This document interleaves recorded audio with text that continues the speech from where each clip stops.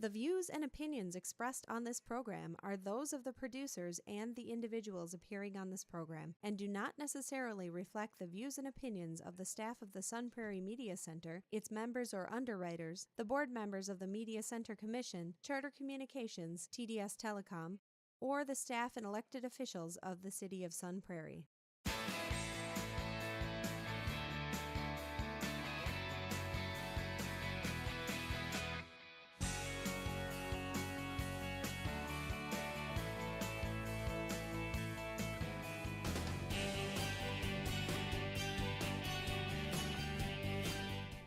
Hello and welcome to Real Reviews. My name is Jamison Rabbit, and the man seated next to me, well, he's the model for the Oscar statue. His name is Mike Roth. I grow all this hair just so people don't stop me constantly and go, Yeah. "Are you the Oscar?" Are you him? And just Are like, you he, sir? just like the Joker, Yeah, I'm actually gold underneath all this face paint. that's terrifying. It should be. That was the scariest part of the original Batman movie to me. It really was. when the Joker had to paint flesh color over his face. I think the scariest part, and it was around the same time, was when Vicky Vale had the mask, and you just knew what was behind the mask. That just I don't like that. kind of gave me a flutter. I don't like hated that. Doesn't make me feel good about it. But now I could watch it and laugh at all the silly feelings I felt. Speaking of silly feelings, we are here to recap the 91st Academy Awards ceremony, which was held this past weekend. They said it was the millionth. The millionth? Yeah. 1 million. I don't have a pinky. I can't do that. Man. Oh, I'm sorry. I went with the should've wrong set- hand. I got two choices. Set up the wrong joke. Anyways, the Oscars were held this past weekend. We made our predictions on last week's show on who we predicted would win, who we hoped would win, and, well, we weren't perfect. No, we I'll weren't. say I that. was way off of perfect. We were not perfect. So we're going to recap the Oscars, and we also have a couple of films to talk about. We have Fighting with My Family and How to Train Your Dragon 3. Train it. It's a whole different movie. But let's get into some Oscar talk. First off, sir, the Oscars this year went through a lot of drama leading up to them, right? Just so many ups and downs. We kind of went through some of that before.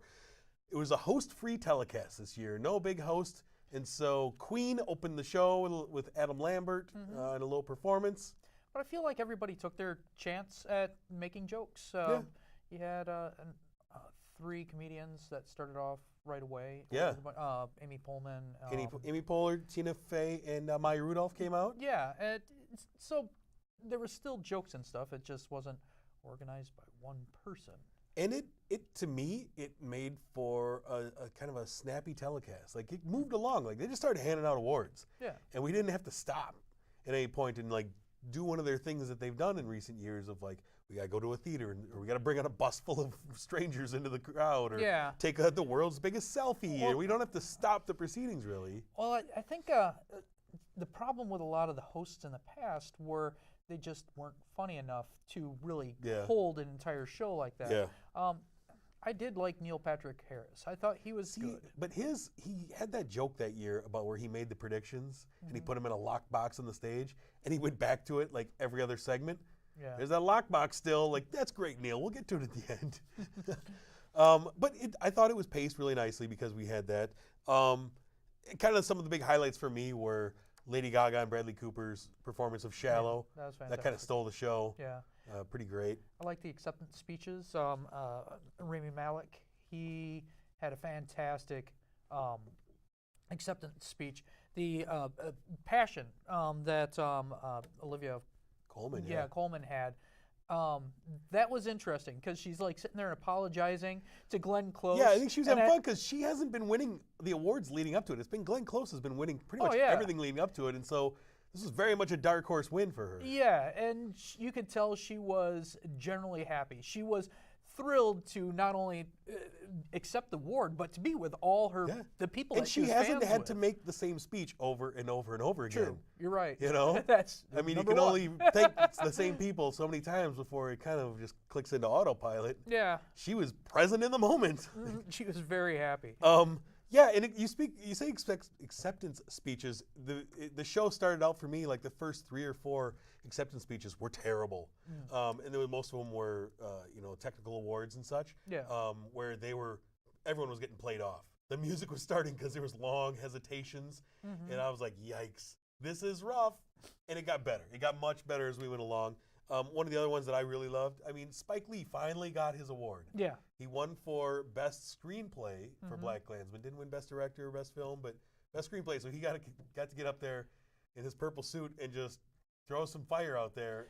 It was great to see Spike Lee finally get recognized. Some of those technical awards, and we were talking earlier, a little confusing to me. I wasn't expecting Black Panther to win Best Costume. I mean, they did a good job, but a lot of it felt like it was just lifted and changed from prior things. Right. I don't know. I didn't agree with a lot of the awards that were handed out that night.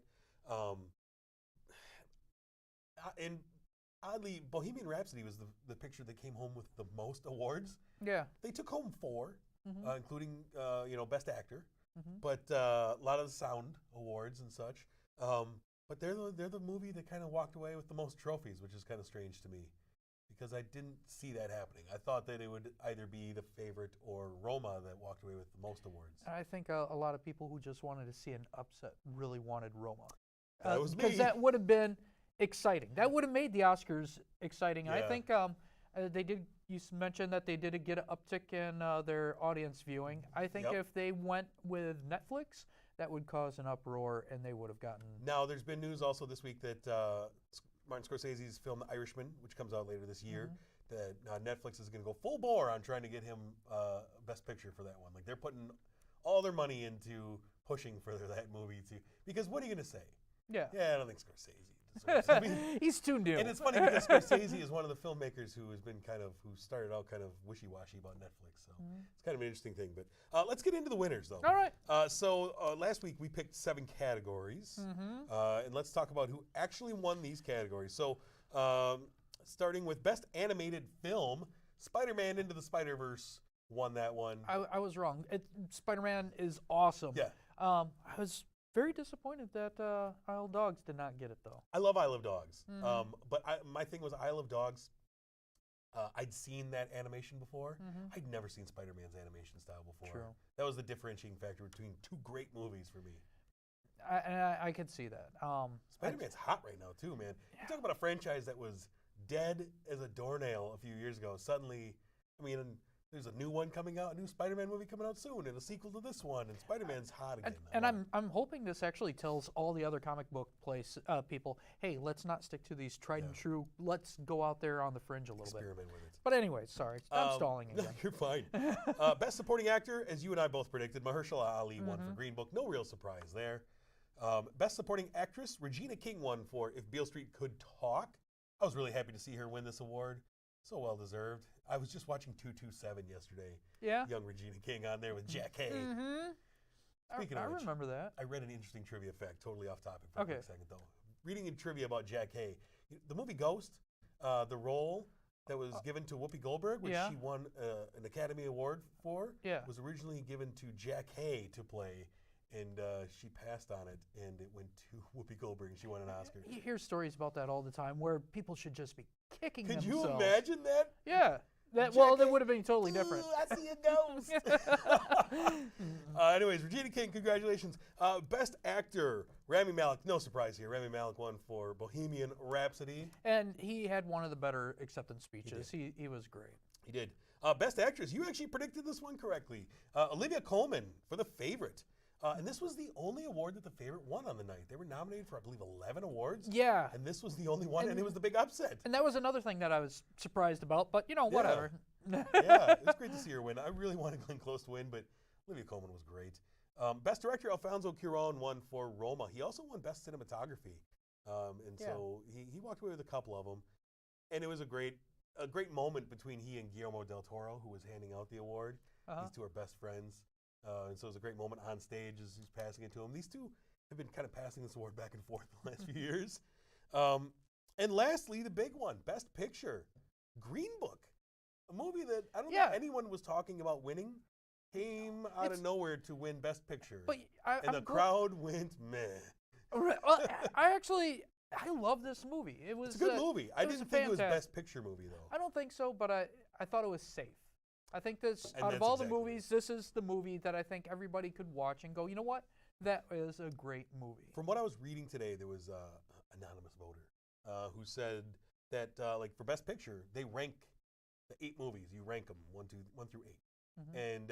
And there were just enough voters that refused to rank Roma at the top because of it being a Netflix movie. That suddenly you get a bunch of third place votes for Green Book. It consistently gets third place votes, and The Favorite and all these other movies are kind of jumbled in there. Suddenly it rises to the top because Roma isn't on every ballot at the top. Because a few people were making a stand. Exactly. And so people are wondering, like, how did that beat The Favorite or Roma? And that's how. And a lot of times when we do our Oscar picks every year, I keep in mind that a lot of this is politics. There's a lot of politics involved. One other thing, Yeah. if I know we don't have a photo of it, but people who are listening and they want to see a really cool picture, look up Billy Porter. Yeah. I don't talk about outfits very much, but he was wearing a tuxedo dress. Yes. That was just, he actually looked pretty manly in something that looked very feminine. It was really cool. Another great dress was Melissa McCarthy's. She was dressed. Oh, yeah. With the 53 rabbits on her cape and the rabbit Muppet mitten. thing, yeah. Pretty funny. It was pretty funny. I enjoyed it. Overall, though, I think it worked. The no host, I liked it. Let's go for it next year. I think it worked fine. Yeah. Keep the same thing. The only thing I would like them to change is maybe get some of these award-winning movies, hopefully, in the theaters. Yeah. A little bit more. That would be because awesome. there are movies on this list I have not seen because they have not come around me. Don't make it difficult for me to see the movies. Exactly. Come on now. Anyway, speaking of movies that we have seen, let's take a turn to what is on the marquee this week, sir. And you have one for us starting off. Fighting with My Family. I am going to say right now, I was pleasantly surprised. This is a movie, a biopic about Paige, who I've never heard of. She is a female wrestler for the WWE. Again, I was thinking, oh, this is done by the WWE. This is about a wrestler I don't even know. It turned out really sweet. It's her life story of growing up with a wrestling family in Britain, and she tries out with her brother. Her brother doesn't get it, but she does, and it's a typical sport movie where she just has to overcome some things, and eventually she becomes a winner. It doesn't really go off the line of too much of any sports movies that people enjoy. It's a great story. It's a great formula. I really had fun with it. I think the acting was great. Paige is an interesting lady. So, I mean, this movie, The Rock actually pushed for this story. Yeah. He pushed for this movie. He knows her story and pushed for it. And so Stephen Merchant wrote and directed this at the kind of the behest of WWE and The Rock. And because Paige is interesting in a sport where looks count as much as athleticism. Yeah. She always stood out as the pasty British girl who isn't the, bleach blonde model type, which was kind of all the wrestlers. And she's kind of always stood for the girls who didn't fit the mold. And I have kind of remained in and out of wrestling on the periphery as my kids have kind of stayed in it a little bit. And so I remember her. She is no longer allowed to wrestle anymore. She's injured and is doing other things. But she does have an interesting story. And I liked Florence Pugh in this role. I've liked her in the last couple movies I've seen her in. She was really good in Lady Macbeth last year or 2 years ago now. And I thought she captured this really well. Lena Headey, who we love from Game of Thrones, as her mom, and Nick Frost as her dad. What a pairing there. I love Nick Frost. They were a ton of fun. And Vince Vaughn as the trainer with the WWE, who's there to break them down and build them up. I love that little wrestling family that they did. So in Britain, it was a wrestling family. They had a gym, and there's all these characters. A blind kid who actually went off to be a professional wrestler that they were training to be a wrestler. There's this huge guy that just take abuse. And, hey, can you take a piece of metal to your head? Sure. I don't know. What does it feel like? Wham. And that's what it is in these small, little independent wrestling promotions. Yeah. You just take whoever has a passion for it, and you try and differentiate yourself by throwing yourself off of tall things and getting people to talk about you. And I was actually really surprised too, because I did think, well, it's a WWE movie. Yeah. About one of their own people. It's going to be super glossy and cheesy and And it had a little more heart than I was expecting. Now, they took extreme liberties with some of the facts. Yeah. Like Vince Vaughn, he plays one coach, and really they had many coaches, and the starting coach was Dusty Rhodes, which I'm sure you know really well.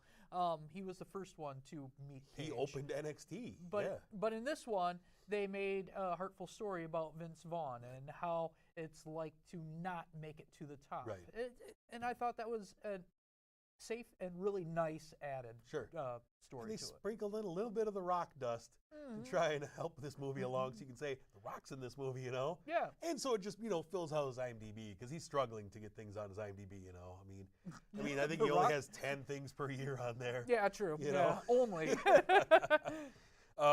Ultimately, what did you end up giving Fighting With My Family? I gave it a 3. It's not a knock it out of the park score, but it's enjoyable. Yeah, I agree. I gave it 3 stars as well. I was kind of expecting it to be a little lower than that, but it was fun. It was good. Yeah. If you're an extreme wrestling fan, you might be a little annoyed by, especially the ending. They took some real liberties with facts. Yeah. What happened? Yeah. During the fact page, or no, like when she, like, the whole ending from like WrestleMania to when she shows up to wrestle for the first time in the big event and all that stuff. Oh, yeah. Yeah. That event did not happen? Not the way they say it did. No, Okay. like the fact that she always chokes on the microphone when she comes out, that's not true. Never happened. But still enjoyable. Still an enjoyable film. Very cool. The next film I have for us here is How to Train Your Dragon 3, The Hidden World. This is the third and presumably final film in the How to Train Your Dragon trilogy, written and directed by Dean DeBlois, who's done all of these films. We return the entire voice cast from the originals, plus a few new friends. And it's a story, I mean, this entire trilogy has been the journey of Hiccup, voiced by Jay Baruchel, as he kind of travels from being a boy to a man and trying to fill his father's shoes. It follows the events of previous films where Hiccup has changed the mindset of his people about dragons and made them realize that dragons we don't need to hunt them. We can protect them. And so they're almost like those whale saving groups now, where they're going out and they're taking on the poachers.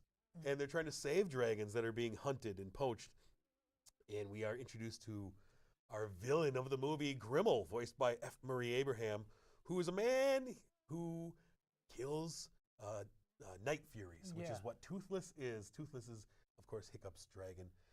And so he's got to kill the last Night Fury. It's his mission in life to kill Night Furies. And so he's kind of standard bad guy in that role. Yeah. Like, he's not like real dimensional. We don't see why he became this monster that he is, but he hunts Night Furies, and that's what he's going to do, and he's the best there is at it. And it's a story of, a story of love and family and self-sacrifice more than anything. Yeah. Every single one of these movies have great messages. I think in every single one of them, there's a point where I'm just like, oh, I feel like crying a little bit. It gets real dusty in the theater. It really times. does. It's these things are so sweet, and they're on point about relationships and just doing good. The fantastic animation, great colors. Yes. I love watching everything about these things. The way the dragons move in the sky. Yep. And I mean, there's a scene where we see the hidden world. That's just I was so gorgeous. excited. Yeah.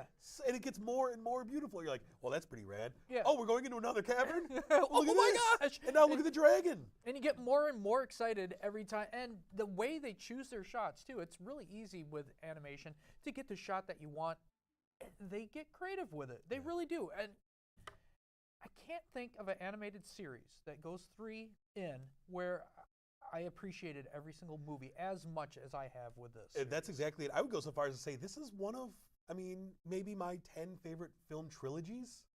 If you just take trilogies and boil it down, there's not a misstep in this trilogy. No, there isn't. Like you said, each one of these movies pulls a different type of emotion out of me. Yeah. Whether it's the emotion of being a son to a father, or a father to a son, or a father to a husband to a wife. Like, there's emotions that get tugged out of me in these movies. I think they do a great job, and they're just beautiful. Like the texture on these dragons, and just so much about it is just so well done. And it's also kind of cool that both the lead Hiccup and Toothless, they are handicapped in a way, but they don't shove it down your throat like this is the main thing. And no, they happen to have a leg missing or a wing missing. It doesn't make them who they are. And I love how this movie these are just heroes in their own right. Yeah.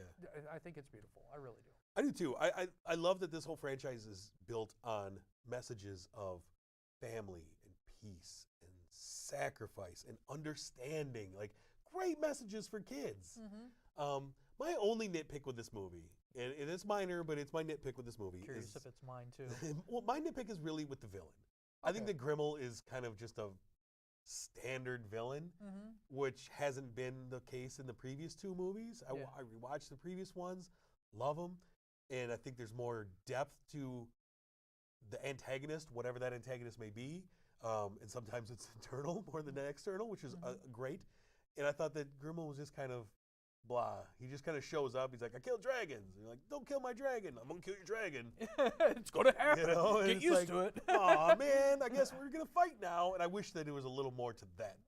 I think my pet peeve was some of the minor characters, like Tough Nut and Rough Nut. They were, they're not palatable. They had nothing and they had to the do with same this. beard joke over and over again. Yeah, I would agree with that. And that was a little tiresome, but it really didn't affect the movie that much for me. These things are But I liked them in the other movies, and I thought that they just didn't have anything funny to do in this movie. No, it felt repetitive. It very much did. Yeah. Yeah, I mean, there was some odd jokes about, like, what's his name, going after Hiccup's mom through the movie. Yeah, that was all right. I didn't see that coming. All right, fair enough. It also made me appreciate, there's beard envy in the world. Yeah. It gives me a little, because I'm part Norwegian, and I'm like, oh yeah, Vikings, we were all nice people. We didn't do bad things. What if you could tie a... No, let's not do that. Let's not do it. No. All right, fair enough. What did you end up giving How to Train Your Dragon 3? I gave it a 4, and that is a really good score. It's a great movie. It is a great movie. If you have not seen these movies, watch all of them. Yeah, I gave it a 3.5. It's still a great score. I believe I gave the first couple of ones both 4.5 stars. Yeah. Really enjoyable series. I would recommend just going all the way through it, whether you've seen it or not. It's a great rewatch. And I'm struggling, as you said, animated trilogies. I'm struggling to even think of an animated trilogy. I was thinking of one. I mean, I was thinking Toy Story was what I was thinking of, but there's a fourth one coming out this year. Yeah. If Paddington keeps up with a third. Sure. Yeah. If it's the at the same level as the first two? Yeah. I mean, I believe I looked a couple weeks ago, Paddington 2 still was at 100% on Rotten Tomatoes, and Paddington 1 was at 99%. Yeah. Pretty good. It is really good. In a snarky society where Rotten Tomatoes has had to take down the score for Captain Marvel because of trolls on the internet trying to just take it down for no reason. It's remarkable that everyone's like, yeah, but Paddington's great. It is. It's nice that we can have nice things every once in a while. And that was a common snub that I was hearing. And back to Oscars, they please, were talking about how Paddington was snubbed. And you know what? I kept on thinking. I was like, you know what? That's absolutely true. It's 100%. It's a great movie. I think it's getting the snub because it's a sequel and it's Paddington Bear. Universally loved. Yeah. Universally loved. I'm trying to think. Another animated. I mean, All Dogs Go to Heaven. The third one, though, is no good. I don't know if the second one's any good. Anyways, those are our scores for this week's films. Let's take a look ahead at what is coming soon, the week of March 8th. We have, you know what? I just mentioned this movie. On the marquee that week, we have Captain Marvel, first film of the new reset, I guess. This is going to be leading up to the Endgame, but this is going to be key in how the events of Endgame are fixed, come about. I don't know. I'm looking forward to the end of this. It's been a long, long time, and I've been solidly happy with most of these movies. Yeah. I can't think of one that I dislike. I mean, I don't like the Thor movies, the first two. The first Thor movie I didn't. The second one I liked. Yeah. But even then, I wouldn't. That was a long time ago too. Yeah, I wouldn't have given it a bad score. It's just I don't want to watch it again. Yeah, I'm really excited for this Captain Marvel. The more I see, I don't know whether it's going to be great or not because I just can't tell from the trailers, and that's fine because I don't really judge on trailers anymore, anyways. But I'm excited for it. I really like Brie Larson. And I like that it's set in the 90s. I know this is a common theme. You believe the same thing. We want movies to come out so we could stop seeing the trailers. Absolutely. Yes. So many movies that fit that bill for me. I'm officially sick of Captain Marvel trailers. It's the curse of seeing every movie in the theater is you see every trailer dozens of times. Yes. On the big screen. For months Right. in months. I was getting a little tired of the Alita trailers after a year. I was like, I want to see it. Stop showing it to me, though. Yep. But yeah, anyways, the next movie we have is Gloria Bell. It is the new A24 film starring Julianne Moore as a lady. I believe it's a lady who's going through a little bit of a midlife crisis. It's A24. I'm willing to check it out, even though I'm not a big Julianne Moore fan. Yeah, A24 is great, though. They really are. And the last film, this is an odd one. I hope we get it. It's an limited release. It's called The Kid, directed by Vincent D'Onofrio. It Okay. stars Ethan Hawke as Pat Garrett, who is chasing down Billy the Kid, who's played by Dane DeHaan. It also stars Chris Pratt and Vincent D'Onofrio. Wow. Yeah, I'm that's excited. a nice cast. Yeah. I'm into that. It's in limited release, but I'm hopeful that we get it around here because it does sound fun. A nice little Western starring a bunch of cool actors. You think this is why Vincent D'Onofrio has been doing a lot of bad movies lately? You think he did Death Wish to pay for this? Yes. It's like, fine, I'll do this. Just let me Right. make this movie. Can you please make this one? I have Captain America in it, all right? Anyways, that's not Chris Pratt. That's Star-Lord is what I'm talking about. Anyways, looking forward to that. Before we leave you, we want to thank our sponsor. Of course, the Palace here in Sun Prairie, Marcus Theaters. Thank you for sponsoring this program. We do appreciate it. I'll tell you what, Mike. I sat in a Dream Lounger the other day, and it was all I could do to stay awake. It sucked me in. You can't go into those Dream Loungers a little sleepy. I learned that. It almost got me. I'm just going to tell our audience, this guy, super trooper, he's been sick. He's had 105-degree temperature, and he does this all for you guys. Yeah. So some of these reviews might be insane because I might have been hallucinating throughout the movies. Could have happened. Wouldn't that be something? I come in, I'm starting talking about weird things. Like, what? That didn't happen. I saw it, I swear. Oh, and also a happy belated birthday. Oh, thank you very much. Yeah, I'm still 31 years old. Beautiful. What else? If you want to find more from us, you can find us on Twitter and Facebook. If you search Real Reviews TV, you can also find us on the YouTube by searching Real Reviews KSUN, KSUN. That's our mothership station. And what else? You can find us. Oh, you can do the Roku thing? Yeah, that's right. You know, we don't mention that a ton, but on Roku or Apple TV, if you want to watch us on your big screen TV, you just subscribe to our channel. KSUN, KSUN, is our channel on both of those devices. Subscribe. It's free. You can watch our programming as well as all the other programming we have. And, you know, there is a rumor that we're bad guys. We're really nice. If you want to get a hold of us on Facebook or whatever, we will talk to everybody who wants to talk to us. Mike would love to talk to you. Just don't show up to my doorstep. That's creepy. Don't be creepy. Just message us and I'll give you Mike's personal information. Got his credit card number, guys, if you need it. No, please, please. Next week, sir, we got a few movies we're going to be talking about. We have Greta, starring Isabelle Huppert and Chloe Grace Moretz. I'm actually looking forward to this one a lot. I am as well. Yeah, Kinda I'm creepy. curious. Yeah. Kind of a single white female situation? Maybe. I don't know. We'll see. It's creepy. I know that. We also have Medea Family Funeral. Oh, Get this. Please make these. Hold on. They are stopping. I read this week. Oh, you're kidding me. Tyler Perry says this is the end of the Medea franchise for him. Nice. He's hanging up the old lady fat suit. Now, if Michael Bay comes out and says he's hanging it up and retiring, I'm going to be a happy guy. I don't foresee that happening, but this is the end of the Medea franchise. Great. The last movie we have will be a film starring Mads Mikkelsen called Arctic. He's a guy who gets stranded on the top of a mountain when his plane crashes, he and his wife, and he's got to decide, do I stay away for help or do we make a break for it? There is not a mountain between them, Mike. They're on top of the mountain together. I was just thinking of that. We get one of these every year. So excited. I get something new. He might have to fight a wolf. I don't know. Who knows what he's going to have to fight? I bet they'd be having a hard time trying to find food. Yeah, I'm sure. Yeah, that's going to be a common theme in every single one. The minute I saw this trailer, I thought of you and your love for the mountain between us. Oh, that was so terrible. That was one of the last movies we actually watched together, too. We don't get to see movies together that often. often. No, we don't. That was one of those happy accidents. It was like, let's watch this. Nobody else is really in the theater. Let's have some fun. This movie's terrible. That was absolutely a steaming pile. Steaming. Anyways, those are the films that we will be talking about next week. But until we meet again, I'm Jamison. I'm Mike Roth. Thanks for watching.